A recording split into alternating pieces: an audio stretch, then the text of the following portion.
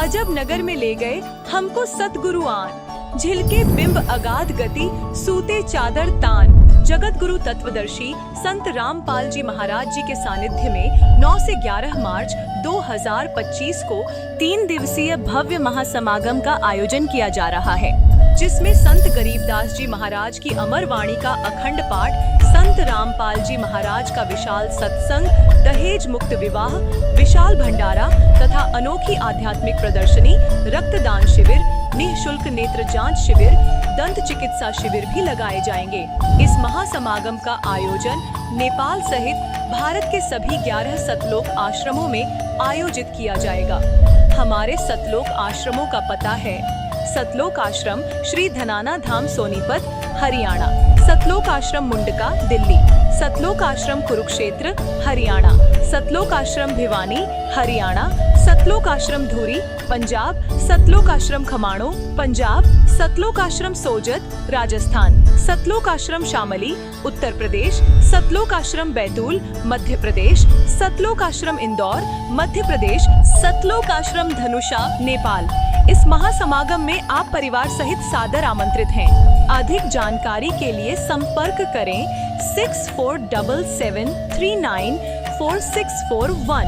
अवश्य देखिए इस महासमागम का सीधा प्रसारण दिनांक 11 मार्च 2025 को सुबह 7:30 से the TV NRI channel, Sant Rampal ji Maharaj live YouTube channel, Jagat Guru Sant Rampal ji Maharaj Facebook page पर भी देख सकते हैं।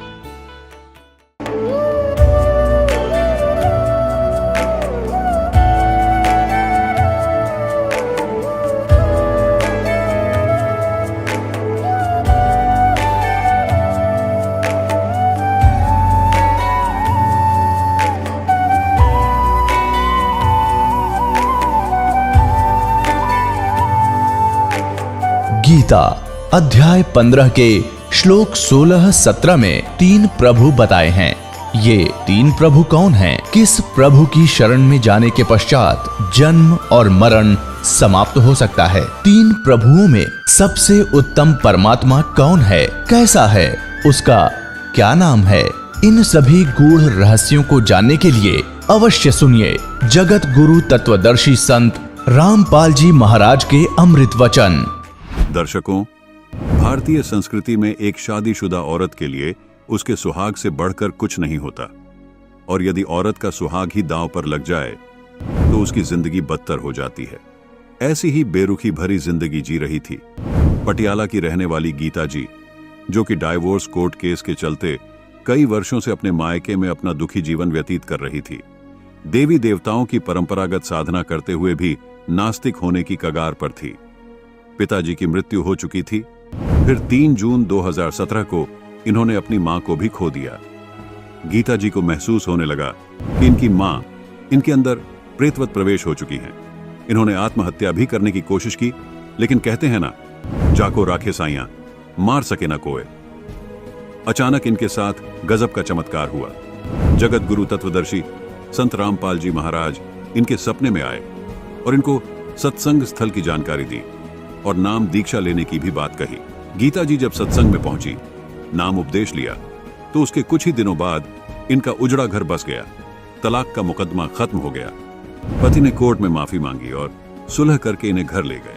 अब गीता जी एक सुखी जीवन व्यतीत कर रही हैं। अब सुनिए गीता जी की आप बीती, कैसे बदलाव की तरफ बढ़ी इनके जीवन की गाड़ी। जी नमस्कार। हाँ जी नमस्कार जी। जी क्या नाम है आपका? मेरा नाम गीता। गीता जी आप कहाँ से आए हो? जी मैं राजपुरा पटियाला पंजाब से आई हूँ। जी संत रामपाल जी महाराज जी से कब जुड़े आप? मैं 25 जून 2017 में जुड़ी हूँ। संत रामपाल जी महाराज जी से जुड़ने से पहले आप क्या भक्ति साधनाएं करते थे? जी मैं भक्ति साधना तो ऐसे देवी देवताओं की करती थी, लेकिन मैं अंदर से नास्तिक ही थी। ऐसा क्यों?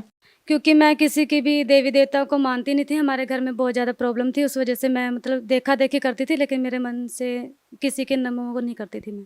संत रामपाल जी महाराज जी से जुड़ने के पीछे क्या कारण रहा? पहली मकसद तो मेरा यही है कि हम अपने घर में पढ़ते थे, सुनते थे सभी पंडितों वगैरह से कि गुरु बनाना जरूरी है। और कृष्ण जी के कार्तिक माते में लिखा हुआ है, गुरु ज़रूर बनाना चाहिए हमें। इसलिए मैं गुरु बनाने के लिए सोचती थी कि कोई अच्छा गुरु मिलेगा जो मेरे सवालों का जवाब दे सकेगा, दुख दर्द दूर कर सकेगा, उसी को मैं गुरु बनाऊंगी। किस प्रकार का दुख दर्द था? दुख दर्द, हमारे घर में लड़ाई झगड़ा क्लेश रहता था। बचपन में हमारे पिता हमारे गुजर गए थे, फिर शादी के बाद हमारी प्रॉब्लम में थी, पारिवारिक काफ़ी समस्याएं थी हमें। संत रामपाल जी महाराज जी के बारे में कैसे पता चला? जी, मेरी बहन थी, उन्होंने नाम दीक्षा ली थी संत रामपाल जी महाराज जी से 2017 में। उन्होंने भी नाम दीक्षा ली थी। 2-3 महीने के बाद हमारे घर आई थी और वो बोलने लगी थी कि जिस देवी देवताओं की तुम साधना करते हो ये सही नहीं है, और तू हमेशा मेरे को बोलती थी कि तू सोचती रहती है ना कि अच्छा और पूरा गुरु बनाना है। तो मेरे हिसाब से तेरे सारी बातों का जवाब है जो हम तेरे को देना चाहते हैं। तो इन देवी देवताओं के नाम भी ये नहीं है।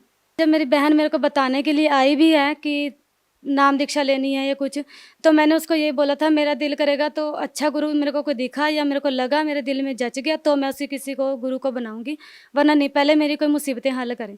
तो वो मेरे को बोलने लगी थी कि जिस शिव जी को या किसी को देखा देखी तू मानती है तो इसको मानना नहीं है, तो एक बार सिर्फ ज्ञान गंगा पुस्तक मेरी पढ़ के देख। तो मैंने उस टाइम सुन जरूर लिया था, लेकिन मैंने उसको माना नहीं था। लेकिन कुछ टाइम के बाद ही 2 महीने बाद मेरी मम्मी बहुत ज़्यादा बीमार होने लगी। वो ख़त्म हो गए थे, मतलब उनकी डेथ हो चुकी थी। 3 जून 2017 में उनकी डेथ हो चुकी। और मैंने उनको बोला कि मेरे को नहीं किसी को गुरु बनाना, अब तो मेरा बिल्कुल ही ख़त्म हो चुका है, अब तो मैं बिल्कुल ही परमात्मा पे विश्वास उठ चुका है। तो कुछ टाइम बाद भाई साहब क्या हुआ, मेरे मम्मी जैसे ही गुजरी है, साथ के साथ मेरे को मम्मी का प्रभाव पड़ने लगे, मतलब मैं बहुत ज़्यादा ही तंग होने लगी थी। भूत प्रेत की समस्या होने लगी? जी, मम्मी ना जैसे मेरे अंदर ही आ गए थे, ऐसा मेरे को महसूस होने लगा। मैं ना कोई क्या बोल के जा रहा है क्या नहीं, मेरे को कुछ भी नहीं पता चल रहा था। और मैं अपने 3-4 सालों से 2013 से मेरी 2012 में मेरी शादी हुई है। 2013 से मैं अपने ससुराल में बैठी, अपने मायके में बैठी थी, जिसकी वजह से मैं वैसे ही बहुत तंग थी। मम्मी के गुजरने के बाद मैंने सोचा चलो कोई बात नहीं, कोई गुरु बना के देखते, इतना वो बोल रही है तो सुनने में भी कोई हर्ज नहीं है। जी, मैंने पुस्तक नहीं शुरू की थी, बस मेरे को ये मेरी बहन को देख के लग गया था कि मैंने ना देखना है कि ये कौन से देवी देवताओं का जाप करते हैं सही। बस उस नाम जाप के चक्कर में ही मैंने सोच लिया था, सोचूंगी कि इसी गुरु को गुरु बनाऊं, जबकि मैंने संत रामपाल जी की शक्ल नहीं देखी थी। तो 24 जून 2017 में शनिवार के दिन सुबह 4 बजे मेरे परमात्मा घर पे संत रामपाल जी महाराज जी आए हैं और बोल रहे हैं कि आप जानना चाहते हो कि आपकी जो बहन है वो कौन सा नामदान जाप कर रही है। मैंने उनको बोला हाँ जी मेरे को जानना है जी, ये कौन है। तो वो बोल रहे हैं कल मैं तेरे को बताने आऊँगा कि कौन सा नाम जाप करे तुम्हारी बहन, और तुम्हें प्रथम मंत्र की दीक्षा देकर जाऊँगा। इतना मैंने अपनी बहन को सुबह बोला कि तेरे जो गुरुजी हैं मैं नहीं जानती कौन है, मैंने शक्ल भी नहीं देखी है, लेकिन ऐसे लगा था वो बोल रहे तो मैं तेरी बहन का गुरु हूँ और मैं बताने आया हूँ कि तेरे को नाम दीक्षा देने के लिए। तो संत रामपाल जी महाराज जी मेरे सपने में फिर आए और उन्होंने बोला कि आज आपको मैं नाम दीक्षा दे रहा हूँ, आपने सुबह जहाँ पे आपकी बहन सत्संग में जाएगी आपने सत्संग में जाना है खन्ना में, और आप वहाँ जाके नाम दीक्षा ले सकते हो। तो भाई साहब अगले दिन मैंने अपनी बहन को सुबह सुबह बोला कि तूने सत्संग में जाना, मुझे सत्संग में जाना है, मुझे भी वहाँ से नाम दीक्षा लेकर आनी है। तो मैं उनके साथ गई हूँ। वहाँ जाने के बाद मुझे पता चलता है कि यहाँ 5 साल से सत्संग हो रहा है कि और लेकिन यहाँ पे नाम दीक्षा नहीं मिलती है खन्ना में। मैंने उनको बोला फिर तो तेरा गुरु ऐसे ही है कि फिर क्या फ़ायदा मेरे को, अगर गुरुजी दिख के गए हैं तेरे बोल रहे हैं कि मैं संत रामपाल जी हूँ और मैं तुम्हें नाम दीक्षा दूंगा, जबकि मैं वहाँ जाती हूँ वो कहते हैं 5 साल से खन्ना में सत्संग हो रहा है लेकिन नाम दीक्षा कभी नहीं हुई है।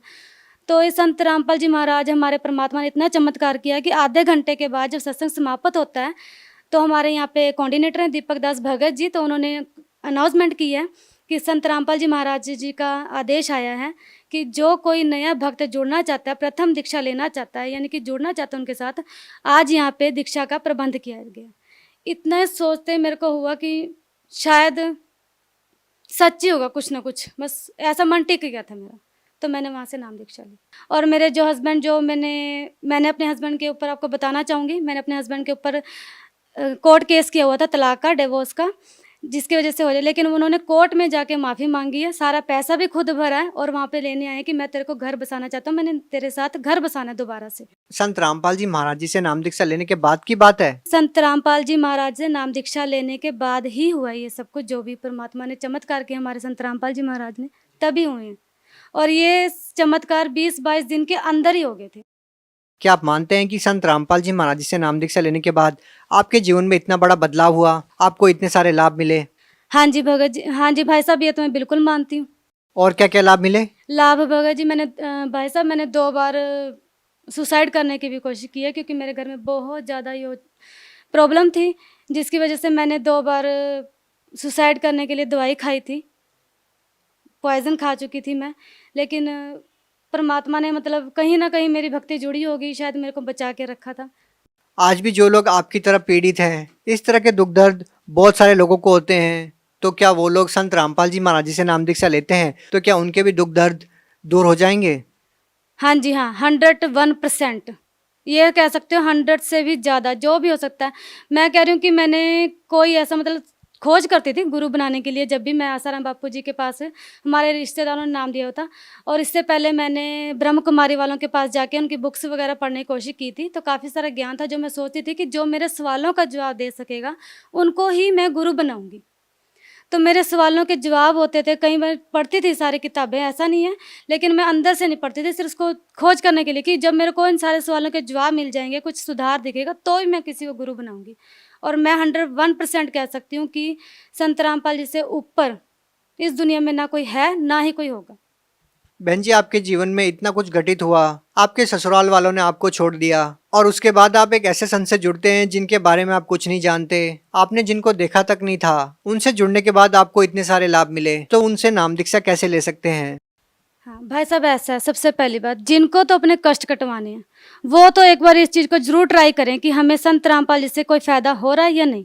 मेरे को जब उन्होंने 20-22 दिन के अंदर लाभ दिया, मेरी परीक्षा लेने आए हैं, सब कुछ संभाला, मेरा घर बसा हुआ, जो उजड़ा हुआ मेरा इतना घर था उसको बसाया आके।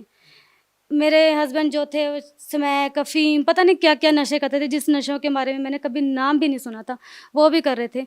आज देखो वही हैं, वो मेरे को लेके बैठे हैं घर, हम आराम से खा रहे हैं, पका रहे हैं। मेरी बेटी 6 साल की हो चुकी है अब, हम आराम से रह रहे हैं 3-4 महीने से।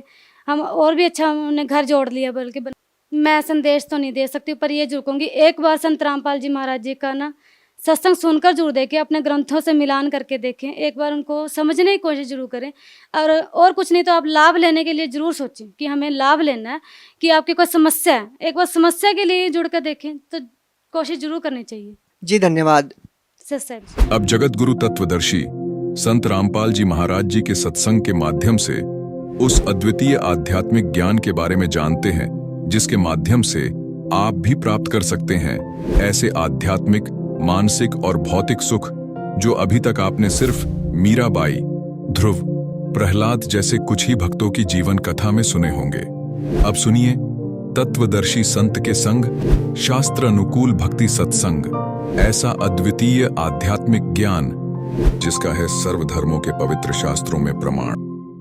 दान करे बिना उभर नहीं सकते आप। जैसे दास ने कहा था कि किसान ने फसल भी बो दी, बीज बो दिया और खाद पानी डालिया नहीं, तो सफल नहीं हो सकता। ओनली केवल मंत्र देण मात्र ते आप सफल नहीं होगे। इसमें खाद पानी है, ये तो बीज है, मंत्र जो तीनों मंत्र है, और इसमें ये 5 यज्ञ समझो खाद पानी है, तो ये प्रॉपर डालने पड़ेंगे। जैसे दास आपको गाइडलाइन बताता है परमात्मा की बताई हुई, तब आपकी भक्ति रूपी फसल पूरी होगी। तो उसके लिए परमात्मा भी यही क्रिया कराया करते हैं। जितना मेहनताना मिलता अपने निर्वाह के योग्य रख के बाकी को भंडारा धर्म में लगा दिया करते थे। कहीं सत्संग करने लग जाते, वहां भंडारा कर देते थे। अब परमात्मा साथ साथ एक तत्वदर्शी संत की भूमिका भी कराया करें, वो उनके विधान में है, उनकी लीला में है। तो ये ज्ञान सुनाया करते थे जो दास आपको बता रहा है कि 3 देव की जो करते भक्ति, उनकी को दे ना हो वह मुक्ति। जो भक्ति करते नहीं वो अपना जीवन नाश कर रहे हैं, और जो शास्त्र विरुद्ध साधना कर रहे हैं, ब्रह्मा विष्णु महेश तक की, वो भी अपना जीवन नाश कर रहे हैं। ब्रह्म तक की साधना करने वाले भी अपना जीवन नाश कर रहे हैं। केवल परम अक्षर ब्रह्म, उस पूर्ण परमात्मा की भक्ति से मोक्ष होता है। तो इसलिए परमात्मा कहा करते थे, जिस कारण से हमारे धर्मगुरु हिंदू और मुसलमानों के दोनों नाराज हो गए। उन्होंने हर तरह से ज्ञान से भी पराजित कर दिया दाता ने उनको। उन्होंने उनके साथ जुल्म ढाए कर उनसे मरे नहीं, हार कर वो थक गए। उन्होंने क्या स्कीम बनाई, उससे पहले सिकंदर लोधी उनका शेष हो चुका था, दिल्ली का सम्राट। उन्होंने क्या स्कीम बनाई कि एक बार सब ने इकट्ठा होकर कि इसकी बेइज्जती कर दो। वैसे तो काबू आ नहीं रहा, यहाँ से भाग जा काशी से, किसी तरह हमारा पीछा छूटा है, हमारी तो रोजी रोटी बंद करवा दी इसने। तो उन्होंने झूठी चिट्ठियां डाल दी सब आश्रम वालों के पास कि भाई कबीर नाम का एक व्यक्ति है, सेठ है, और वो काशी में रहता है इस कॉलोनी में, और ऐसे ऐसे 3 दिन तक भंडारा करेगा। सब आमंत्रित हैं। और साथ में एक और लिख दिया कि 1 असरफी यानी 10 ग्राम सोना, और साथ में 1 दोहर यानी बहुत बढ़िया कंबल टाइप होता था पहले, दौर बोले आते उससे, वो प्रत्येक खाने के बाद दक्षिणा में दी जाएगी। तो ये साधु संत बेचारे इसे पेट भर होया करते। इन सब चेले श्रृंगार लिए, चलो लुल्ला लंगड़ा था बिठा लिया गेल आश्रम में जो बैठा था अंधा काना कि सारे चलो, प्रत्येक खाने के बाद 1 असरफी मिल लेगी, 1 दौर मिल लेगी, और वह अपने जो उनका हेड मुखिया उसके पास जमा होती, फिर वो चीज से उसको देते और बढ़िया भोजन मिलेगा। तो कहते हैं 18 लाख आदमी आगे, ये साधु संत फकीर सारे गिरी पुरी सब मंडलेश्वर। अब सुबह सुबह रविदास जी और कबीर साहब तकरीबन इकट्ठे रहते थे सारा दिन लगभग। तो सुबह सुबह रविदास जी घर से उठे, देखा बाहर मेला भर रहा, भाई पूछा कहाँ से आई हो तुम, कौन हो, क्या फंक्शन है आज तुम्हारा यहाँ इकट्ठा होने का। तो वो बाबा लोग कहते हैं कि काशी वाले तुम कौन सी दुनिया में रहते हो, तुम्हें पता नहीं हम इतनी दूर से आ गए कि यहाँ कबीर नाम का कोई सेठ है, और ऐसी उस कॉलोनी में रहता, दुलाहों वाली कॉलोनी के पास। नीरू का पुत्र है, उसमें पूरी डिटेल बता रहा कि कितने ब्रह्मराज जा किसी गए, और उसने ये भंडारा कर रखा 3 दिन का, और साथ में ऐसा ऐसा लिखा है, और तुमको पता नहीं बनारस के बनारस में। अब रविदास जी तो समझ गए कि ये किसी ढीठ आदमी की बकवाद है, और आज तो नाश पीट दिया इसने, दुनिया आ गई निरी। रविदास जी पहुंचे परमात्मा वाली झोपड़ी में और कहने लगे महाराज जी आज तो नाश हो गया, काशी छूटेगी। क्या हुआ बताते हैं कि किसी ने झूठी चिट्ठी लिख रखी आपके नाम तय है, और न्यू लिख रखा है 18 लाख आदमी आगे हैं, और न्यू लिख रखा है कि 1 असरफी देगा, प्रत्येक खाने के बाद 1 दौर दक्षिणा मिलेगी। इस लालच में गिनती नहीं होती, इतने आ रहे हैं। परमात्मा बोले रविदास एक कुंडी लाले भीतर थे और बैठ जा, आप वहां जावाएं को नहीं, आप चले जाएंगे टक्कर मार के। रविदास जी बैठ के ने बोला भक्ति करे, आपत्ति में भगवान याद करना चाहिए, मैं भी माला जपू, और तो भी बैठ जाए, आप भी बैठो। अब परमात्मा वहां बैठे, रविदास जी ने देखा ये माला जपे हैं, और परमात्मा पहुंचे सतलोक में। वहां से फोन कर दिया कि मैं आ रहा हूं, तैयार करो फटाफट। सतलोक से उन्हीं आत्माओं से 9 लाख तो बैल बनाए, और उनके ऊपर बना बना भोजन, जलेबी कचौड़ी पकौड़ी हलवे पूरी, वहां तो सदा नौका नूर है बना बनाया, और लाद के 1 सेकंड में पहुंच गए वहां। गंगा के परले पास से खड़े हो गया आके, जो खुदड़ो तू बोल, और फिर गंगा से आगे आना था। वह गंगा इतनी फुल स्विम पर चल रही थी, एकदम पानी 1.5 फुट हो गया। दुनिया देख रहा इतनी एकदम डाउनफॉल, गंगा में पहली बार देख रहे हैं हम, जल नीचे उतर गया। तो उधर से क्या देख रहे हैं, घाट में का नर्रे बैल आने लग रहे हैं, सब देखें खड़े हो कर ये कौन आ गया। और दूसरा रूप बना लिया परमात्मा ने, और केशव नाम बताया अपना एक व्यापारी का। पहले बंजारे होते थे, बंजारे बिजनेस किया करते थे बैलों के ऊपर, जैसे गधों पर बोरे होते ऐसे बैलों पर लादा करते थे, यही ट्रांसपोर्टेशन का साधन था। आजकल तो ट्रकों से होती है, फिर बैलगाड़ियों से शुरू हो गई थी, लेकिन पहले बैलों के ऊपर, जंगलों में रस्ते थे नहीं, जंगलों में से निकाल ले जाते, आगे पीछे बैल लगा के जैसे ऊंट बांध लिया करें। तो उस समय ऐसे बंजारे लोग बिजनेस किया करते थे, किसी मंडी से गुड़ ले आते, उसको वहां बेचते जहां गुड़ नहीं होता था, तो उनको बंजारा बोलते थे। तो केशव नाम बताया, और आके उड़े तान दिए तंबू सारे। उनमें कहते गरीबदास जी ने लिखा है कि वहां लड्डू और जलेबियों की नौके पूरा ढेर का ढेर पड़ा, पाड़ की पाड़, पाड़ का ऊंचा ढेर न बहुत ऊंचा।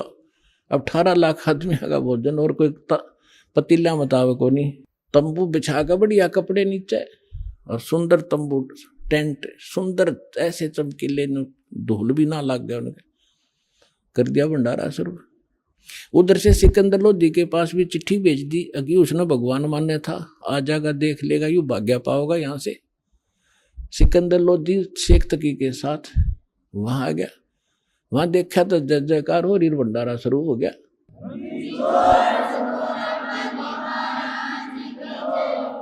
अब शेख तकी की तमाशी मर गई, पेट पकड़ के बैठ गया। उतने सोच कहा था कि आज पता लग जाए सिकंदर लोधी ने, इसने अल्लाह कहा करता यू।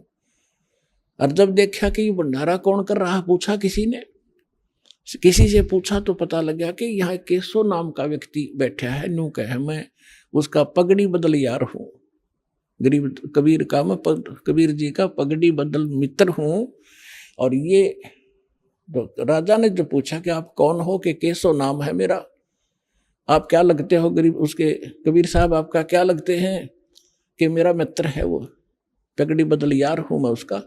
मेरे पास भी एक चिट्ठी गई थी उनकी कि कुछ छोटा सा भंडारा करना है, कुछ सामान लेते आइएगा मित्र। अब वो शेख तकी ने कह रहा इसने छोटा भंडारा कहे, ये तो बेगन है वह। फिर तो वहीं बैठ गया। फिर सिकंदर लोधी ने तो दर्शन करने थे अपने परमपिता के, तुझसे पूछा कि भगवान कहाँ है, कबीर साहब कहाँ है। केसो से पूछा, केसो ने कहा उनका दास जो बैठा है उनको क्या आवश्यकता आने की, मौज है, आएंगे जब आ जाएंगे, मर्जी के मालिक है वो। तो सिकंदर लोधी ने सोचा भाई इतनी दूर आया हूं, पहले दर्शन करूं। उनकी झोंपड़ी पता करके वहां पहुंचे, साथ में अंगरक्षक हाथी पर बैठ कर गए। तो जाके नीचे उतर के सिकंदर लोधी ने दरवाजा खटखटाया। रविदास जी कहने लगे महाराज जी तो आगे दिखे, वो आगे दिखे, वहां से चलकर ढूंढ ली झोंपड़ी अपनी। कबीर साहब बोले बोला मत, पिटन दे कवाड़े ने। तब सिकंदर लोधी ने कहा कि हे भगवान, हे अल्लाह के रूप, दरवाजा खोलो। परमात्मा बोले, वो तो जाने जानते पता था।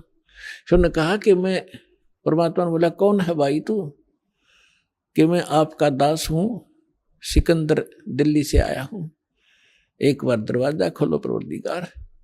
परमात्मा बोले नहीं राजन, मैं तो बस इंतजार कर रहा हूं कि कब दिन सूर्य अस्त हो, अपने परिवार ने लेकर भागूंगा यहां से,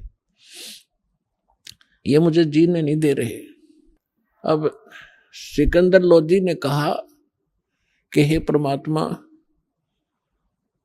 यदि मैं आपसे परिचित ना होता तो आप मुझे भी आज बहका देते।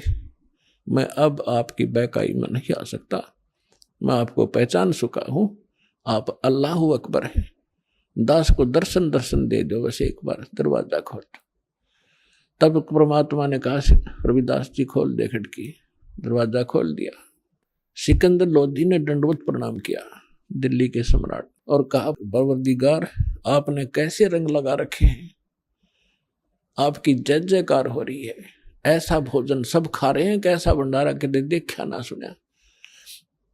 और आपका मित्र वहां पर, आपका मित्र जिसके पास आपने पत्र भेजा था वो बैठे वहां पर, केसो नाम है उसका। परमात्मा वो तो खुद वहां भी बैठे, दो उठौड़ है, एक तू भया एक से दो। तो कहने लगे भगवान, सिकंदर लोधी ने कहा भगवान एक बार दर्शन दो, आपके दर्शनाभिलाषी वहां भक्त श्रद्धालु बैठे हैं, खाना भी खा रहे हैं और ये पूछ रहे हैं वो कबीर कौन है जो इतना गजब का भोजन आहार आज तक देखा ना सुना, और ऐसा समर्थ वो कौन है, एक 10-10 ग्राम सोना भी दे रहा है और एक कंबल भी दे रहा है प्रत्येक खाने के बाद। तो नकलिया ने अच्छा खाया होगा खाना एक दिन में, वो लेने के मारे दक्षिणा। तो उसके घर में के भंडार में कोई कमी है, उस दाता की सारी सृष्टि का पालनहार असंग ब्रह्मांडों का पालनहार, तीनों लोकों में प्रवेश करके जो सबका धारण पोषण करता है, ये वो परमात्मा है। तो पुण्यात्मा, हम उसके बच्चे हैं, और वो भी उसके बच्चे थे जो साधु संत बने फिरे थे, परमात्मा के लिए भटक रहे थे, गलत साधना कर रहे थे, फिर भी बच्चे तो उसी के हैं। मैं रोत हूँ सृष्टि को, या सृष्टि रोए मोहे, और गरीब दासी इस योग को समझ नहीं सकता कोई। तो उनको भोजन खिलाना था सतलोक का लाके, बहाना उन दुष्टों ने बनाना था, उनकी फड़क निकालनी थी, अपनी सामर्थ्य को, अपनी समर्थता दिखानी थी। आज दास के गुण गाता, जो पहले आके भगवान वाले काम ना करके जाते तो जाता। तो सिकंदर लोदी ने कहा कि एक बार आपके दर्शन करना चाहते हैं सभी के सभी। तो परमात्मा जब कुटिया से बाहर निकले, जैसा सतलोक में उनके सिर पे मुकुट है, ऐसा मुकुट आकाश से आया और ऐसे सिर पे रखा गया। आकाश से फूल बरसने लगे।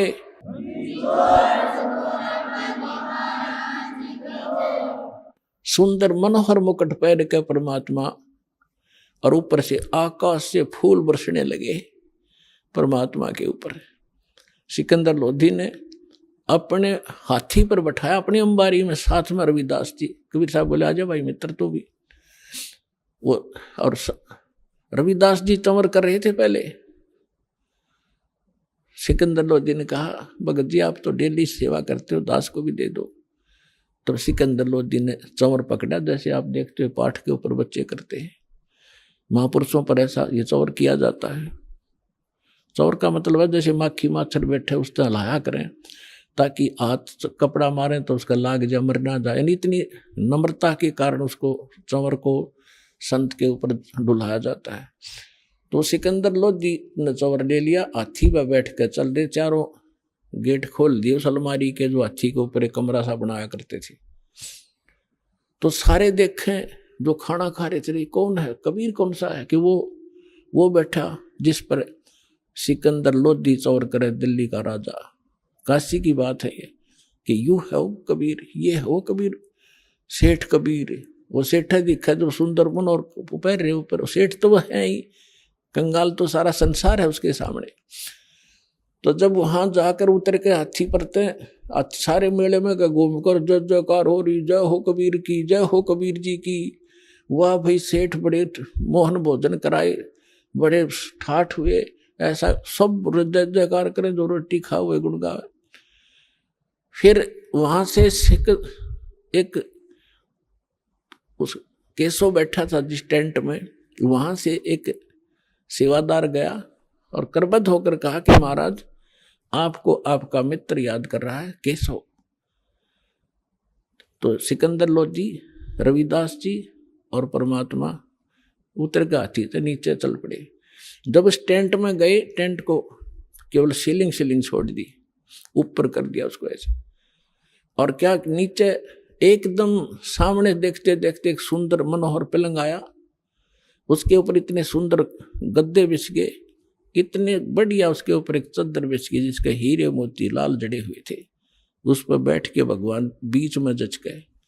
इत सामने दूसरे रूप में केशव बैठा है और एक रूप में मालिक कबीर रूप में बैठे। राजा और सब प्रजा नीचे बैठ कर सत्संग सुन रही है। कहते हैं परमात्मा ने 24 घंटे तक सत्संग सुनाया उन प्यारी आत्माओं को। अब देखो वो भटक रही थी, साधु संत बन रहे थे, और कारण के बनाया, और 3 दिन का सत्संग परमात्मा ने ढूंढा ठाया। लाखों वो भक्त जो डले ढो रहे थे परमात्मा के शिष्य हुए, और वो फिटे मुंह हुए जो बकवाद करें थे। बोलो सतगुरुदेव।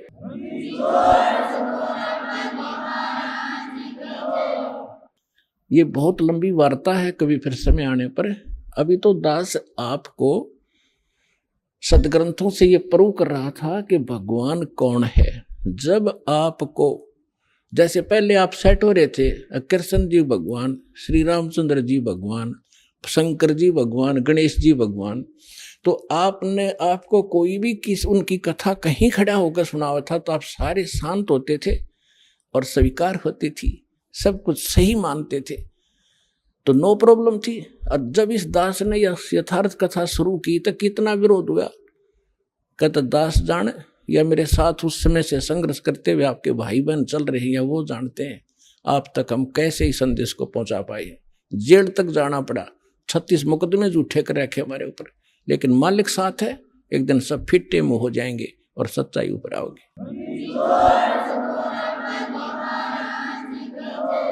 तो एक बार आपके हृदय में जब ये पक्की हो जाएगी पूरे विश्व के कबीर रीजगोट, फिर ये कथा सुनाया करूंगा और वो अमृत वाणी सुनाया करूंगा जो हृदय में जाकर लग गई प्रत्येक प्राणी के। अभी इतना समय नहीं मिलता क्योंकि इसमें बहुत प्रकार के पॉइंट भी बताने पड़ते हैं, फाउल पॉइंट भी बताने पड़ते हैं, और पहली कक्षा का बालक भी पहले दिन आता उस वाला भी सत्संग साथ सुनाना पड़ता है। तो जिस करके ये थोड़ा सा समय कम मिलता है। फिर क्या होता है, शेख तकी कहते हैं नीच आत्मा तो नीचे भाषा रखता है। अब कई बार क्या कहते हैं, जो घना निकम्मा आदमी होता है वो किसी की बड़ाई नहीं कर सकता, नीच व्यक्ति बुराई तो कर सकता है। एक तो होता है यज्ञ जोनार, यज्ञ करते हैं जो बड़ी खुशी में, किसी का लड़का हो गया घने वर्षों के बाद, उसके कहते हैं यज्ञ करी उसने जग, और भाई दिल खोल का पैसा लाया उसके दादा ने, इतना घी और जलेबी और लड्डू सारे, उसको कहते हैं खुशी में की हुई जग जोनार। और एक होता महोत्सा, महोत्सा वो होता है जैसे किसी ने बता दिया कि तुम्हारे पिता का मर गया, दादा या पिता, उसका तुम ऐसा करना पड़ेगा, इतने कपड़े और इतने पंडित जमाने पड़ेंगे, तो उसमें वो दुखी से होकर फॉर्मेलिटी से करा करें। 10 ब्राह्मण जमाने हैं, 10 के अंगूठे से टूटे फूटे से लिया करें, कति बिल्कुल सस्ते से, उनके उतने जूते और कपड़े वो फॉर्मेलिटी करते हैं, उसको कहा करें महोत्सा, जो कति दिल तोड़ के काम करा जा। तो यहां शेख तकी क्या कहता है कि इसे भंडारे हम 100 कर दें, इसने क्या नाराय कर दिया। तो इतनी जब उसने बात कही, कहते हैं पहले तो बहुत जुल्म किए थे उसने काफी वर्षों तक, वो फाइनल बकवाद थी उसकी। उस दिन वो गूंगा भी हो गया और बहरा भी हो गया वो शेख तकी। तो यहां गरीबदास जी कहते हैं कोई कहे जगजोनार करी और कोई कहे महोत्सा, और बड़े बड़ाई करा करें गाड़ी काटे ओछा। तो उस समय परमात्मा ने कहा कि भाई ठीक है केशव, धन्यवाद आपका, आपने मेरी इज्जत रखी। केशव कहते हैं हे भगवान शर्मिंदा ना करो, आप तो सारी सृष्टि के पालनहार हो, ये जनता के समझे तो बालक है, इनका बुद्धि को नहीं जो आपने पहचान ले। तब केशव ने कहा भी ठीक है भगतों, लाद लो सारे टेंट वेंट, 5 मिनट में धर लिए ठाके बैलना पर, चलो मैं आ रहा हूं। जब वापस गंगा से निकलने लगी, वह गंगा फिर इतना ही पानी हो गया 1.5 फुट, और सारे बैल और बंजारे जब निकल गए जो वहां से आए हुए थे, 9 लाख बैल और इतने बंजारे सतलोक के भगत आ रहे थे अंश। तो गरीबदास जी ने कहा कि वो बैल जब चलने थे ना पृथ्वी पर, और वो बंजारे 1 फुट पृथ्वी से ऊपर रहे थे उनके कदम, या उनका समझ में नहीं आया ये न्यू के ऊपर चल रहे हैं। इतनी बुद्धि वो तो खान खान पे लाग रहे थे, उन्हें क्या जरूरत थी कि देखने की कौन के ऊपर चल रहा है। तो उसी समय बैल पार हो गए गंगा। सिकंदर लोधी ने कहा कि जाओ केशव, आपका काफिला जा चुका है, दूर जा लिया होगा। न्यू खड़े होकर देखा पटरी पर चढ़ के, वहां कोई परले पार कोई बैल नहीं, कोई बंजारा नहीं। तो सब असमंजस में हो गया सिकंदर लोधी की, कहाँ गए वो सारे, तो 9 लाख बैल कोई नूता नहीं कि थे कूण में वृक्ष के आड़ में छप जाएंगे, वो तो पूरे कई किलोमीटर तक दिखाई देने थे। इतना सोच ही रहा था तो कबीर साहब कहने लगे चले गए जहां से आए थे। उधर से वो केशव उनके सामने दूसरा रूप परमात्मा के अंदर समा गया, एक कबीर साहब रह गए। बोलो सतगुरुदेव।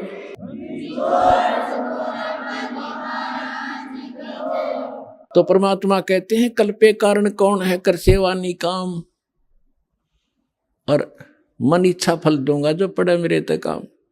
पड़े धनी से काम। परमात्मा कहते हैं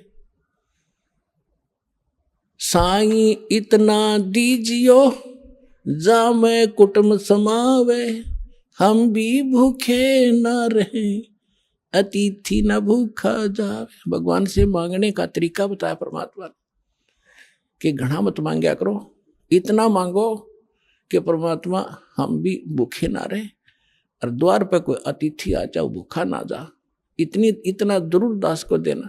तो ये परमात्मा ने उदाहरण दिया है कि तुम मेरे की तरह नो विश्वास करो उस मालिक पे, और तू कर सेवा निष्काम भाव से पूजा कर और दान धर्म करता रहे।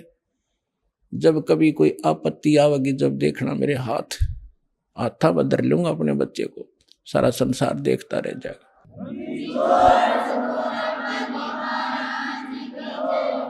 परम पिता परमात्मा पूर्ण ब्रह्म सारी सृष्टि के रचनहार कुल मालिक कबीर परमेश्वर जी अल्लाहु Akbar great God complete God Kabir परमेश्वर जी की असीम रजा से आप पुण्यात्माएं सत्संग सुनने के लिए उपस्थित हुए। मानव जीवन का मिलना अति दुर्लभ है। पुण्यात्माओं, आध्यात्मिक ज्ञानहीनता के कारण हम अपने मानव शरीर को, इस मानव जीवन को संसारिक कार्यों में ही नष्ट कर जाते हैं, जबकि इस मानव शरीर का एक विशेष कार्य परमात्मा ने बताया आकर के कि मनुष्य जीवन केवल परमात्मा की भक्ति के लिए प्राप्त हुआ है। यदि आप जी परमात्मा की भक्ति करते रहोगे तो आपके सांसारिक कार्य भी उस गॉड पावर से, परमात्मा की शक्ति से आसानी से होते रहेंगे और आप अपने सारा जीवन में नहीं कर सकते, परमात्मा चंद ही वर्षों में कर देता है। चाहे पृथ्वी का राजा हो, कितना धनी व्यक्ति हो, जब वो अपने प्रयत्न से थक लेता है और जहां भी कोशिश करता है उसको उल्टा ही पड़ता है, तब वो भी परमात्मा से ही अर्ज करता है। तो इसलिए परमात्मा कहते हैं यदि आप जी पहले ही मेरे से संबंधित हो जाओगे, मेरी पावर का कनेक्शन आपको मिल जाएगा, तो आपको फिर सदा वो सुख मिलता ही रहेगा जो परमात्मा देता है। जब हम दुखी होते हैं परमात्मा की खोज करते हैं। आत्मा को ये पूरा ज्ञान है कि जो सुख भगवान दे सकता है वो इंसान नहीं दे सकता। चाहे राष्ट्रपति से भी आप मेल कर लो, उसकी भी असमर्थता होती है, लेकिन परमात्मा की डिक्शनरी में, परमात्मा के शब्दकोश में असंभव शब्द नहीं है। इसलिए उस परमेश्वर ने आके स्वयं ही यथार्थ ज्ञान बताया है, क्योंकि जब तक भगवान आकर स्वयं ज्ञान नहीं देते तब तक इस काल भगवान के द्वारा भ्रमित संत, साधु, फकीर, ब्राह्मण, मुल्ला काजी, ये जो भी जिस धर्म का प्रवक्ता है, वो काल प्रेरणा से और अज्ञानता के कारण वो इस काल भगवान की ही महिमा बताता है, जो ना सुख दे सकता है, केवल दुख ही दे सकता है। यदि कोई व्यक्ति आम की महिमा बताकर और बबूल का बीज दे देता है कीकर का, वो गुण तो गा रहा है आम के कि शीतल छाया होती है, कांटे रहित होता है, मीठे फल लगते हैं। आम के गुणों में तो ऐसा ही लिखा है, लेकिन बीज बबूल का बो देने से, बीज देने से वो उसको कांटे ही प्राप्त होते, आम नहीं प्राप्त हो सकते। ठीक इसी प्रकार जितने भी परमात्मा से अपरिचित ऋषि, महर्षि, ब्राह्मण, गुरु, मुल्ला, काजी, पीर हुए हैं, वो चले तो थे आम की खोज में, लेकिन काल प्रेरणा से प्रेरित ये अन्य ऋषि महर्षि मिल जाने से उन्होंने बबूल बोली, किक्कर बीजली आम के धोखे में। तो पुण्यात्मा वो किक्कर इतनी बीज दी कि इस दास के लिए उन सब को साफ करना कठिन हो रहा है। अब हमें उस आम की महिमा का पता चला। अन्य संतों ने जो जानकारी दी, उनका इतिहास, उनका अनुभव, उनके प्रवचन सुने और पढ़े तो पता चला कि वो गुण तो गाते आम का और बीज बो रखा है बबूल का, तो उनके अनुयायियों को सुख हो ही नहीं सकता।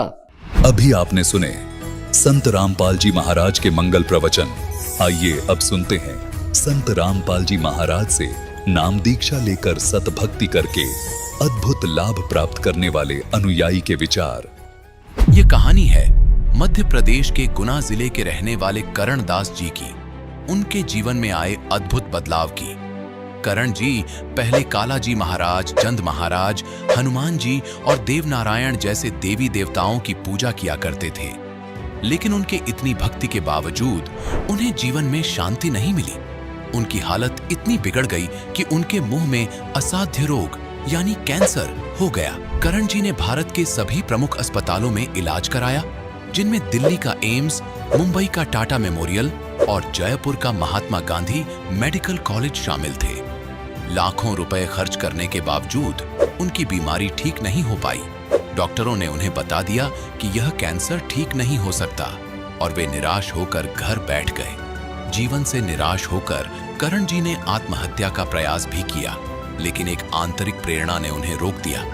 इस बीच संत रामपाल जी महाराज के भक्त सुजन दास जी ने करण जी को संत रामपाल जी महाराज के सत्संग में जाने की सलाह दी। फिर ये संत रामपाल जी महाराज के पास जाने को तैयार हुए। 9 सितंबर 2017 को करण जी को एक दिव्य अनुभव हुआ, जिसे सुनकर आप हैरान हो जाओगे। इन्होंने सपने में देखा कि संत रामपाल जी महाराज और परमेश्वर कबीर जी इन्हें सतलोक आश्रम ले जा रहे हैं और इनका इलाज कर रहे हैं। इस अनुभव के बाद करण जी ने संत रामपाल जी महाराज से नाम दीक्षा ली और उनके बताए अनुसार भक्ति करने लगे। धीरे धीरे उनका कैंसर पूरी तरह ठीक हो गया। उन्होंने पूरी निष्ठा से संत रामपाल जी महाराज की भक्ति की। अब वे एक स्वस्थ और सुखी जीवन जी रहे हैं। अब सुनिए करण जी के जीवन परिवर्तन की कहानी, उन्हीं की जुबानी। नमस्कार सर। सत साहेब सर जी। सर क्या नाम है आपका? मेरा नाम है करण दास। सर कहाँ के रहने वाले हैं आप? मैं गुना जिला मध्य प्रदेश का रहने वाला हूँ। सर संत रामपाल जी महाराज से नाम दीक्षा आपने कब ली? जी मैंने 24/12/2017 को संत रामपाल जी महाराज से नाम दीक्षा ली है। सर संत रामपाल जी महाराज की शरण में आने से पहले आप क्या भक्ति साधनाएं करते थे? कि जो हम साधना किया करते थे, काला जी महाराज, जंत महाराज, भूत महाराज, प्रेत महाराज, हनुमान जी महाराज, तो देवनारायण महाराज, ऐसे मतलब वही जो पारिवारिक पूजा है पूर्व से चली आ रही, उसी पूजाओं को किया करता था। लाभ की जगह और मुंह में जो है असाध रोग हो गया था, कैंसर, जिसका मैंने पूरी दुनिया में इलाज कराया। सभी देवी देवताओं को यहाँ भी गया पर कहीं से भी रिलीफ नहीं मिला। जो है भारतवर्ष के 52 हॉस्पिटल, माने हुए बड़े बड़े हॉस्पिटल, दिल्ली एम्स, बॉम्बे टाटा मेमोरियल, भोपाल का कैंसर एमबाई हॉस्पिटल, जयपुर का Mahatma Gandhi Medical College Hospital, Kota एमबाई हॉस्पिटल के डॉक्टर शिव कुमार, ENT का डॉक्टर, उससे 3 बरस तक यानी प्रति माह 5,000 रुपये महीने की दवा गोली का खर्च उठाया, लेकिन फिर भी मेरी बीमारी ठीक नहीं हुई। इस तरह कुल टोटल कम से कम बता रहा हूँ 5 लाख रुपए खर्च हो चुका था और मैं बुरी तरह से बर्बाद हो चुका था। डॉक्टरों ने मेरे जो मुंह में बता दिया था कि ये भयंकर जबड़ा में चमड़ी कैंसर, ये ठीक नहीं हो सकता है, जैसे भी जीवन निकले बेटा ऐसे निकाल। और इस दुनिया में जो भी आया उसको सबको मरना है, मरने से क्यों डरता है। मैं निराश होकर मतलब घर बैठ गया और 3 साल तक दूध पी पी कर समय निकाला। ऐसी स्थिति में एक दिन मेरे मन में ऐसा आया कि ऐसे जीवन से तो मैं मर जाऊं तो बढ़िया है। तो मैं घर से भागकर ट्रेन से कटने के लिए चला गया और मैं ट्रेन की पटरी पे जाकर खड़ा हो गया।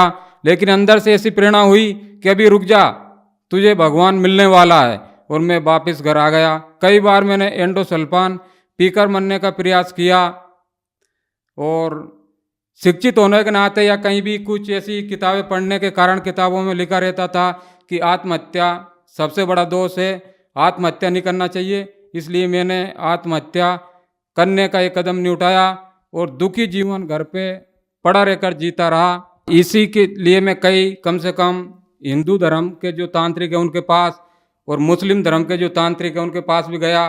कोई बोलता था कि 5,000 चाहिए, कोई बोलता था कि 10,000 चाहिए। दुख का निवारण कराने के लिए हमने सभी को दिया और उनने हमको खूब लौटा, लेकिन मुझे कहीं से भी कोई रिलीफ नहीं हुआ। राजस्थान में जो है अटरू तहसील पड़ती है, यहाँ एक प्राचीन झाड़ोता गांव है, उसमें देवनारायण भगवान का मंदिर है। तो मैं गुर्जर समाज से बिलोंग करता हूँ। तो भारतवर्ष का पूरा गुर्जर समाज जो देवनारायण भगवान को विष्णु जी का अवतार मानते हैं और वो कहते हैं कि मतलब विष्णु जी सर्वोपरि है और इनके यहाँ जाने से सब दुखों का यानी रोगों का निवारण हो जाता है। तो मैंने उन लोगों की भी बात मानी। मैंने बोला था कि अगर देवनारायण भगवान आप विष्णु अवतार है और पूरा गुर्जर समाज आपको मानता है तो आप मेरे दुख का निवारण कर दो, मैं आपको 5 कुंटल घी में प्रसादी करूँगा, भंडारा करूँगा। लेकिन मेरा कोई रोग समाप्त नहीं हुआ। वहाँ से भी मुझे निराशा ही हाथ लगी। सर, आपने बताया कि जो भक्ति साधनाएं आप करते थे उनसे आपको कोई लाभ नहीं मिला, तो फिर संत रामपाल जी महाराज की शरण में आप कैसे आए? सदगुरुदेव जी संत रामपाल जी महाराज के भक्त सुजान दास जी भगत और ये गांव इनका दांत का पानी, तहसील चिपबड़ौद, जिला बारा, राजस्थान वालों ने एक दिन मुझे फ़ोन करके बताया तो आप एक जगह है यहाँ पर चले जाओ, मनोर थाना, संत रामपाल जी महाराज का नामदान केंद्र है, यहाँ से आप नाम दीक्षा ले लो तो आपकी बीमारी ठीक हो सकती है। लेकिन मैं दुनिया में दर दर की ठोकरें खाने के बाद, सभी डॉक्टरों के पास, सभी देवी देवताओं के पास, सभी मंदिरों में जाने के बाद और ये तांत्रिकों के पास जाने के बाद जब निराश हो चुका था तो मैं नास्तिक हो चुका था। मेरे मन में ये आने लग गया था कि कोई भगवान नहीं है। मैंने सुजान दास भगत जी को बताया कि मैं कहीं भी नहीं जाऊंगा, मुझे तो मरना ही है। मेरे मुंह में भयंकर जो है जलन पड़ रही है, आग लगी हुई है, मांस पूरा गल चुका है, जो है भोजन भंडारा कुछ भी नहीं कर सकता हूँ, सिर्फ ठंडा दूध पीकर मेरा जीवन चल रहा है और मैं कहीं भी नहीं जाऊंगा। तो जो संत रामपाल जी महाराज के भगत थे सुजान दास जी, वो रेगुलर उन्होंने 8 दिन तक मेरे पास फ़ोन किया और बोला कि भगत जी इस धरती पर परमात्मा आए हुए हैं संत रामपाल जी महाराज, यहाँ जाने के बाद में कैसा भी असाध रोग हो वो ठीक हो जाता है, आप एक बार जाकर उनसे नाम दीक्षा ले लो।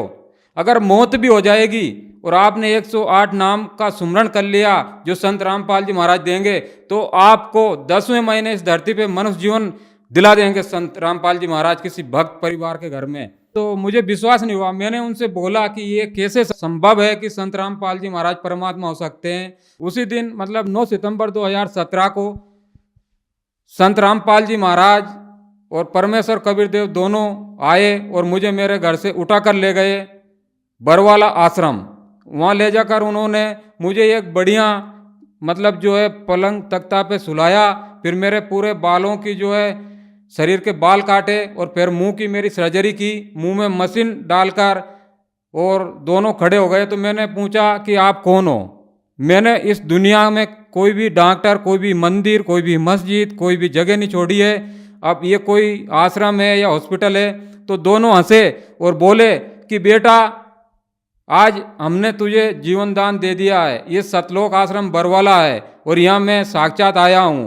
अब तू मनोर थाना जाकर नामदान लेकर सद्भक्ति करने लग, फिर मैं तुझे सतलोक लेकर चलूँगा। जैसे ही मैंने सदगुरुदेव मेरे पास से दूर हटे और मेरी नींद खुली तो मैंने घड़ी में देखा 12:10 हो रहे थे। तो मैंने सब कुछ नोट किया, सतलोक आश्रम और हरियाणा, बाकी में बरवाला जिला हिसार, ये चीज़ों को भूल चुका था।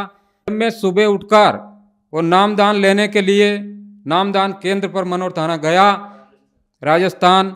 तो वहाँ पर भगत जी ने संत रामपाल जी महाराज से नाम दीक्षा दिलवाई और मुझे बताया कि सतगुरुदेव के नियम है, अगर इसमें रहकर आप भक्ति करोगे तो आपको यम के दूत नहीं ले जा सकते हैं और आपकी बीमारी भी ठीक हो जाएगी। नाम दीक्षा लेकर मैं शाम को घर पे आया और जब मैंने जीने की राह किताब आश्रम से मुझे मिली थी वो पढ़ी और उसमें देखा तो पूरा पता लिखा हुआ था सतलोक आश्रम बरवाला, जिला हिसार, हरियाणा, भारत, जो मुझे संत रामपाल जी महाराज ने रात को दिखाया था। फिर मुझे पूर्ण विश्वास हुआ। उसी दिन मैंने जो भक्ति साधना बताई थी वो करी और उसी रात में जब मैं सोया तो ब्रह्मा जी के रूप में ये काल भगवान आया और मेरे से बोले कि मतलब कहाँ जलन होती है तेरे। मैंने बोला मेरे मसूड़े में जो छाला है। तो उन्होंने हाथ से यूँ किया और बोला कि तू वहाँ संत रामपाल के पास क्यों गया, वो तो तुझे तेरा धर्म छुड़ाना चाहता है और तुझे मैंने ठीक कर दिया। तो पहला ही दिन था तो मैंने इतना ज़्यादा ज्ञान भी सतगुरुदेव का, संत रामपाल जी महाराज का नहीं समझा था और मैंने सोचा मुझे तो ये ब्रह्मा ही ठीक करने आ गया, यही सृष्टि का रचनहार है। तो मैंने जो है उसी दिन सुबह उठा और सतगुरुदेव की फोटो और वो माला और लॉकेट सब नदी में जल प्रवाह कर दिया और संत रामपाल जी महाराज की जो भक्ति मुझे मिली थी इसको मैंने छोड़ दिया। और जिस दिन मैंने नाम दीक्षा ली थी उसी दिन सतगुरुदेव से नामदान केंद्र पे ही मुझे कम से कम 10% आराम पड़ गया था। लेकिन रात में ये ब्रह्मा जी जो मेरे सामने प्रकट हुआ और मुझे भ्रमित किया और जिस तरह मैंने सतगुरुदेव ने, संत रामपाल जी महाराज ने जो भक्ति मार्ग बताया था उसको छोड़ दिया तो फिर भयंकर जलन पड़ने लगी, मेरे भयंकर जलन पड़ी जो 3 महीने तक। और मैं फिर घर पे ही पड़ा रहा। फिर भगत सुजान दास जी मेरे घर पे आए और मुझे विस्तार पूर्वक समझाया। भक्त सुजान दास जी ने जब संत रामपाल जी महाराज का ज्ञान मुझे पूरा प्रमाण सहित वेदों से, गीता से और सभी श्लोक सहित बताया कि ये ज्ञान है, तो मुझे समझ में आया और फिर मैंने समझा और फिर मैंने पुनः नाम दीक्षा 24/12/2017 को लिया और इस सतभक्ति मार्ग पे लगा। सर, हमने सुना है कि संत रामपाल जी महाराज से नाम दीक्षा लेने के बाद श्रद्धालुओं को बहुत सारे लाभ प्राप्त होते हैं, चाहे वो आर्थिक हो, शारीरिक हो, मानसिक हो या आध्यात्मिक हो। तो क्या सर संत रामपाल जी महाराज से नाम दीक्षा लेने के बाद आपको भी कोई लाभ प्राप्त हुए? हाँ जी, जैसे मैंने नाम दीक्षा ली तो मेरा रोग समाप्त होने लगा और जब मैं कैंसर से बहुत पीड़ित था तो मैं पूरे देश में सभी हॉस्पिटलों में गया, सभी देवी देवताओं पे गया और कम से कम मेरे 5 लाख रुपए खर्च हो चुके थे। मेरी आर्थिक स्थिति बहुत कमज़ोर हो चुकी थी और मैं आत्महत्या करने के लिए कई बार मैंने प्रयास किया, लेकिन शिक्षित होने की वजह से इतना ज्ञान था कि आत्महत्या सबसे बड़ा दोष है, इसलिए मैं आत्महत्या नहीं कर पाया। और जब मैंने सतगुरुदेव जी से नाम दीक्षा लिया तो मेरा कैंसर का रोग भी ठीक हुआ और मेरे ऊपर जो 5 लाख रुपए खर्च था वो भी समाप्त हुआ। और जो मैं 4-5 साल से मैं खाना नहीं खा पाता था, सिर्फ दूध भी पीता था 100 या 200 ग्राम सुबह या शाम, लेकिन सतगुरुदेव संत रामपाल जी महाराज से नाम दीक्षा लेने के बाद सतगुरुदेव जी ने ऐसे दया करी कि जिस दिन मैंने नाम दीक्षा ली उसी दिन 5 साल से यानी रोटी नहीं खाई थी, लेकिन उसी दिन मैंने 4-5 रोटी खाई और मेरा जलन का रोग समाप्त होने लगा। संत रामपाल जी महाराज से नाम दीक्षा लेने के बाद मेरा कैंसर का रोग बिल्कुल ठीक हो गया, मैं बिल्कुल स्वस्थ हो गया। और जब बिल्कुल मेरी भक्ति सही चलने लगी तो 9 फरवरी 2018 के दिन जब मेरे पास प्रथम नाम था संत रामपाल जी महाराज के द्वारा जो दिया गया था, रात की 12 बजे मैं जो है 12 बजे तक मोबाइल में चिप से सत्संग सुन रहा था और 12 बजे जब मुझे नींद आने लगी तो मैंने सोचा अब सो लेता हूँ। सर्दी का मौसम था, जैसे मैं सोया और कम्बल मैंने ऊपर पटका तो कोई आदमी मेरे पास खड़ा आकर हुआ और बोला कि चल तेरा यमराज का बुलावा आया है। जैसे मैंने कम्बल ऊपर उठाया तो वो मेरे ऊपर बैठ गया और यहाँ जो हृदय कमल होता है इससे चीर के और मेरी जान को निकालने लगा। मैं बिल्कुल बेहोश हो गया, मुझे कोई पता नहीं मेरी जान को निकाला जा रहा था। जब मैंने सतगुरुदेव को याद किया, संत रामपाल जी महाराज को, तो संत रामपाल जी महाराज से मैंने बोला कि परमात्मा, लोग कहते हैं कि परमात्मा इस दुनिया में है और जो संत रामपाल जी महाराज से नाम दीक्षा ले लेता है तो उनको यम के दूत नहीं ले जाते हैं। मैंने इतना ही बोला था, परमात्मा अगर आप सच्चे हैं तो आज मुझे छुड़ाओ। तो परमात्मा संत रामपाल जी महाराज जो है वहीं प्रकट हो गए और बोले यमदूतों से कि तुम मेरे इस बेटे के पास क्यों आए हो, मेरे बच्चे के पास क्यों आए हो, मेरे भगत के पास क्यों आए हो। तो दोनों दूत, उनके भयंकर दांत थे, बहुत बड़े बड़े बाल थे, बहुत भयंकर रूप था, देख कर पता नहीं क्या हो जाता है। तो वो बोलने लगे संत रामपाल जी महाराज के चरणों में पड़ गए कि ये परमात्मा, हमको पता नहीं था कि ये आपका भगत है। हमसे तो यमराज ने बोला था कि उसको लेकर आना, उसके श्वास खत्म हो चुके हैं। संत रामपाल जी महाराज ने बोला कि यमराज से बोल देना मैंने इस बच्चे की उम्र को बढ़ा दिया है, अब इस बच्चे के श्वासों को मैंने बढ़ा दिया है, और अब मैं इस बच्चे को सद्भक्ति करा के सतलोक लेकर जाऊंगा, और अगर अब परेशान किया तो मैं आप लोगों को बहुत दंडित करूंगा। तो दोनों हाथ जोड़कर बोले कि परमात्मा, हमारी क्या औकात है कि हम आपके भगत को ले जा सकते हैं। आज के बाद हम आपके इस भगत के पास कभी भी नहीं आएंगे। और इस तरह संत रामपाल जी महाराज ने मेरी जीवन रक्षा की। और एक दिन और मई के महीने में सदगुरुदेव मुझे संत रामपाल जी महाराज ऊपर लेकर गए, मेरे पास आए कि चल बेटा, मैं तुझे तेरे दादाजी से मिलाता हूँ। मेरे दादाजी की 2006 में निधन हो गया था, कि चल तेरा दादाजी पितरलोक में पड़ा हुआ है। संत रामपाल जी महाराज मुझे विमान में बिठाकर और पितरलोक में लेकर गए, और दरवाजा पे जाकर खड़े रह गए और बोले कि बेटा तू अंदर चला जा, उठाला वो है तेरा दादाजी। मैंने दादाजी को पहचान लिया, मैं अंदर गया तो दादाजी बड़े खुश हुए और बोले कि बेटा तू भी आ गया। मैंने बोला कि हाँ, मुझे मेरे सदगुरुदेव संत रामपाल जी महाराज यहाँ लेकर आए हैं, चलो आप उठकर बाहर चलो। जब मैं उनको उठाकर लेकर बाहर आ रहा था तो 2 दूध भाग कर आए और वो बोले कि कहाँ जा रहा, रुक, यहाँ से वो जीव जाता है जिस पे यमराज साइन कर देता है, बिना यमराज के दस्तखत से यहाँ से कोई जीव नहीं जा सकता है। तो एक दूध फिर भगा, एक इतनी बड़ी लाल डायरी लेकर आया खाता भाई जैसी, और बोला कि इसका रिकॉर्ड देखते हैं। रिकॉर्ड देखा तो यमराज के उस पर साइन कंप्लीट थे। उसने बोला ले जा भाई, इसके साइन है, तेरे दादा को तू ले जा। तो और भी बहुत सारे डोकरे वहाँ पड़े हुए थे बूढ़े, जिनके एक एक हाथ दाढ़ी बधी हुई थी। उनने बोला यार बेटा हमको भी ले चल, यहाँ तो हमें भी यम के दूत यातनाएं देते हैं, दुख देते हैं, हम परेशान हैं, दुखी है इस लोक में। तो यमदूत बोले भाई आपको यहाँ से ये नहीं ले जा सकता है, यहाँ से तो अगर आपके परिवार में, आपके वंशज में कोई संत रामपाल जी महाराज से नाम दीक्षा ले और उनकी भक्ति करे तो ही वो ले जा सकता है। ये संत रामपाल जी महाराज का भगत है, इसलिए अब इनको यहाँ से छोड़ा जा रहा है। जैसे ही मैं दादाजी को लेकर बाहर आया तो संत रामपाल जी महाराज वहीं खड़े हुए थे।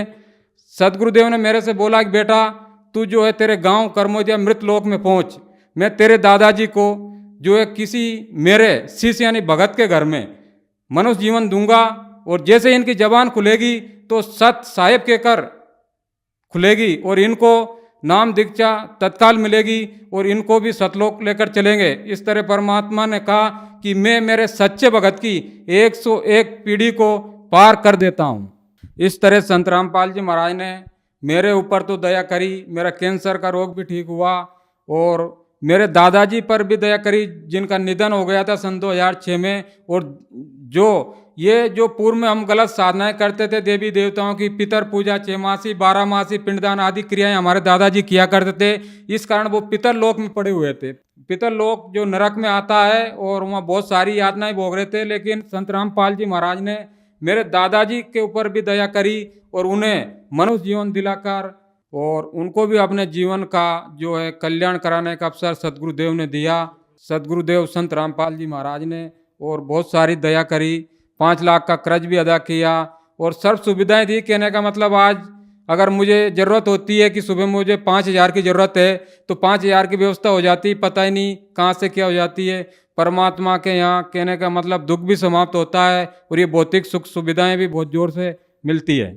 संत रामपाल जी महाराज से मैंने नाम दीक्षा नहीं ली, इसके पहले मैं बहुत शराबी इंसान था। कम से कम एक दिन में 5,000 या 6,000 का शराब पी जाया करता था, जिससे भी मेरी जो है स्थिति बहुत खराब थी और सब लोग मेरे से दुखी थे। लेकिन आज जब संत रामपाल जी महाराज से नाम दीक्षा ली तो शराब तो दूर की बात है, लेकिन कोई अगर बीड़ी भी पीता है तो ये मानो कि 10 फीट दूर से ही बदबू आ जाती है, वहाँ खड़ा रहने का भी मन नहीं होता है। जिस काम को भारत सरकार नहीं कर सकती, नशा मुक्ति का काम, सदगुरुदेव से संत रामपाल जी महाराज से नाम दीक्षा लेने के बाद उनके भगत, नशा करने की तो बात दूर है लेकिन किसी को बीड़ी या बिमल सिगरेट आदि लाकर भी नहीं दे सकते, इसको भी माँ पाप समझते हैं। तो जो श्रद्धालु आज आपको देख रहे हैं वो भी किसी न किसी बीमारी से ग्रस्त हैं और ठीक होना चाहते हैं, तो क्या वो भी संत रामपाल जी महाराज से नाम दीक्षा लेने के बाद ठीक हो सकते हैं? उनके लिए आप क्या कहना चाहोगे? सिर्फ निवेदन कर सकता हूँ कि जो कैंसर पीड़ित है, क्योंकि मैंने कैंसर का रोग देखा है, मैंने दर दर की ठोकरें खाई है कि कैंसर का रोग एक इतना भयंकर रोग है कि मरीज जिसको कैंसर होता है वो तो दुखी होता ही, लेकिन उसका पूरा परिवार, पूरा रिश्तेदार, उसके पूरे मिलने वाले सब बहुत दुखी हो जाते हैं। परिवार की आर्थिक स्थिति बहुत खराब हो जाती है। डॉक्टर लूट मार करते रहते हैं, कहीं 1 लाख का ऑपरेशन, कहीं 2 लाख का ऑपरेशन, लेकिन बीमारी कहीं भी खत्म नहीं होती है। मेरा ऐसे दिन दुखी कैंसर पीड़ित सर्व समाज से, पूरे भारत से नहीं बल्कि पूरी दुनिया वालों से निवेदन है इस दास का कि इस दुनिया में परमात्मा आए हुए हैं संत रामपाल जी महाराज। जिस तरह मुझे सुखी किया, अगर और कोई भी उनके ज्ञान को समझकर आएगा, चाहे वो दुख को लेकर आए, अगर मेरा दुख ठीक हो जाए तो मैं मान लूँ कि परमात्मा में, मैं परमात्मा को साक्षी रखकर बोल रहा हूँ संत रामपाल जी महाराज को कि वो उनसे आकर नाम दीक्षा ले। जिस तरह मैं सुखी हुआ, मेरा कैंसर ठीक हुआ, उनका भी कैंसर ठीक होगा। सर्व समाज संत रामपाल जी महाराज से नाम दीक्षा ले और अपने मनुष्य जीवन का कल्याण कराएं। धन्यवाद सर। सच साहिब।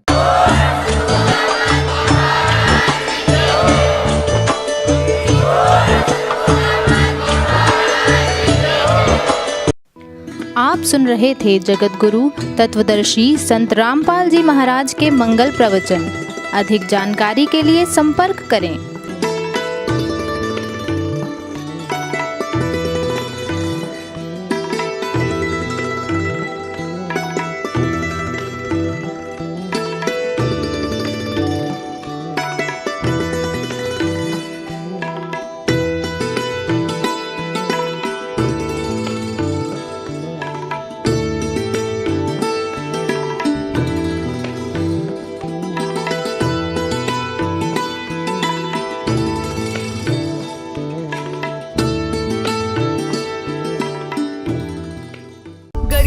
अजब नगर में ले गए हमको सतगुरु आन, झिलके बिंब अगाध गति सूते चादर तान।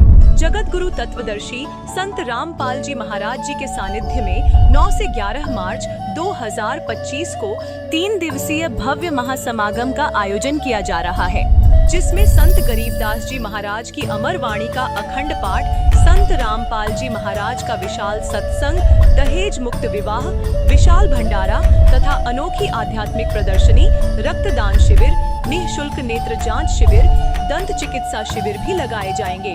इस महासमागम का आयोजन नेपाल सहित भारत के सभी 11 सतलोक आश्रमों में आयोजित किया जाएगा। हमारे सतलोक आश्रमों का पता है: सतलोक आश्रम श्री धनाना धाम सोनीपत हरियाणा, सतलोक आश्रम मुंडका दिल्ली, सतलोक आश्रम कुरुक्षेत्र हरियाणा, सतलोक आश्रम भिवानी हरियाणा, सतलोक आश्रम धुरी पंजाब, सतलोक आश्रम खमाणो पंजाब, सतलोक आश्रम सोजत राजस्थान, सतलोक आश्रम शामली उत्तर प्रदेश, सतलोक आश्रम बैतूल मध्य प्रदेश, सतलोक आश्रम इंदौर मध्य प्रदेश, सतलोक आश्रम धनुषा नेपाल। इस महासमागम में आप परिवार सहित सादर आमंत्रित हैं। अधिक जानकारी के लिए संपर्क करें 6477394641। अवश्य देखिए इस महासमागम का सीधा प्रसारण दिनांक 11 मार्च 2025 को सुबह 7:30 से the TV NRI channel, Sant Rampal ji Maharaj live YouTube channel, Jagat Guru Sant Rampal ji Maharaj Facebook page पर भी देख सकते हैं।